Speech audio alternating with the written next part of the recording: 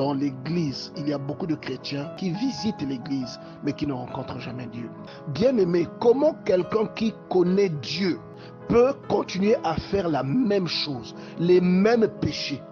Tu sais que Dieu te voit, il voit tout, mais tu continues à commettre les mêmes choses. Les relations extra-conjugales, la fornication, l'adultère.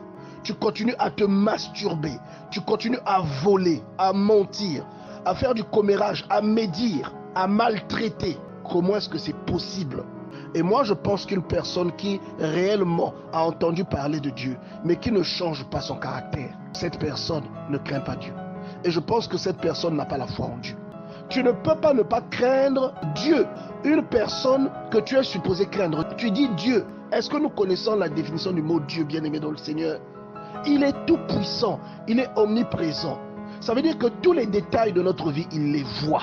Mais toujours est-il qu'aujourd'hui, il y a certaines personnes qui vont écouter cette parole, mais qui vont encore aller regarder un film porno. Il y a quelqu'un qui va écouter cette parole, qui va encore aller tromper son mari. Il y a quelqu'un qui va écouter cette parole, qui va encore aller coucher avec un homme marié. Et qui va venir dire Amen. Comment c'est possible, bien-aimé dans le Seigneur? Nous n'avons pas peur de Dieu. Nous avons peur du regard des autres. Nous avons peur des gens qui vont nous juger dans l'église. Nous avons peur de ne plus réagir parce que quelqu'un va dire j'ai disparu. Nous n'avons pas peur de Dieu. C'est-à-dire au détriment de Dieu, nous avons peur des gens. Nous n'avons pas la révélation. Nous connaissons les détails de la Bible, mais nous ne les appliquons pas parce qu'il manque la révélation. Savoir que Dieu, la Bible dit que voici le sommeil ni ne dort, de le psaume 121. Et le sommeil ni ne dort celui qui veille sur Israël.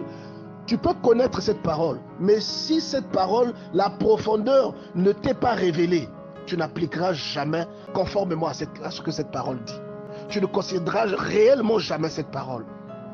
Alors que c'est une révélation. Si vraiment Dieu te révèle ce que ça signifie, qu'il ne sommeille ni ne dort, ça veut dire qu'il te voit dans tout ce que tu fais. Si vraiment tu as cette révélation, tu arrêteras de faire. Et une différence. Et voilà pourquoi la Bible dit que qui de mieux que l'Esprit de Dieu ne peut nous révéler la profondeur de Dieu. Et si nous ne craignons pas, c'est que l'Esprit de Dieu ne nous a rien révélé. Et si l'Esprit de Dieu ne nous a rien révélé, c'est qu'il n'y a aucune relation entre nous et Dieu. Nous prétendons être ses enfants, mais nous ne le sommes pas réellement. Sinon nous le craindrions. Sinon nous aurions peur de lui. Sinon nous éviterions les conneries que nous faisons, bien-aimés dans le Seigneur. Nous sommes nous-mêmes les auteurs des tombeaux dans lesquels nous habitons. Il y a beaucoup de choses qui provoquent la frustration dans nos cœurs, mais dont nous sommes nous-mêmes à l'origine. Deux fois on vient de faire une connerie, deux fois on est en plein dans l'impudicité, deux fois on est en plein dans l'adultère. On a volé quelque chose sur notre lieu de travail, mais quand on vient dormir, on a un rêve. Et on se dit que donc Dieu a oublié parce que si je rêve, c'est que l'Esprit de Dieu est en contact avec moi.